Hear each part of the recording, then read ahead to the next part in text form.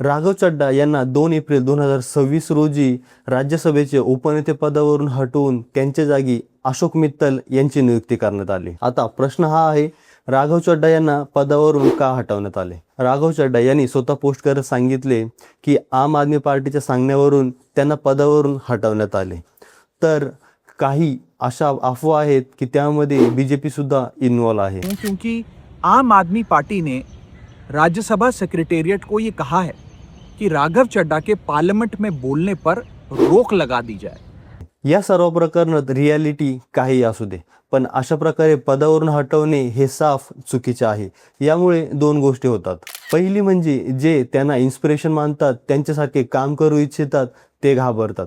त्यांच्या सुद्धा मनामध्ये भीती निर्माण होते की अशा प्रकारे आपण कामं केले तर आपली सुद्धा अशीच हकालपट्टी होऊ शकते। आणि दुसरे म्हणजे जे त्यांच्यासारखे कामे करत आहेत त्यांच्यामध्ये एक वेगळाच नेरेटिव्ह सेट होतो की आपण सुद्धा असेच कामं करत राहिलो तर याचे फळ आपल्याला असेच मिळणार। राघव चड्डा यांनी सामान्यांचे बरेच प्रश्न संसदेत पोहोचवले, फक्त पोहोचवले नाही तर त्यांचा पाठपुरावा करून ते प्रश्न सोडवले देखील। राघव चड्डा यांनी स्वतः एक्सवर पोस्ट करत सांगितले की खामोश करवाया गया हो लेकिन हारा नहीं हो। राजकारण, पक्ष ह्या सगळ्या गोष्टी बाजूला ठेवून जो माणूस सामान्याचा लढा संसदेपर्यंत पोहोचवतो अशा माणसाला सपोर्ट करणं गरजेचं आहे।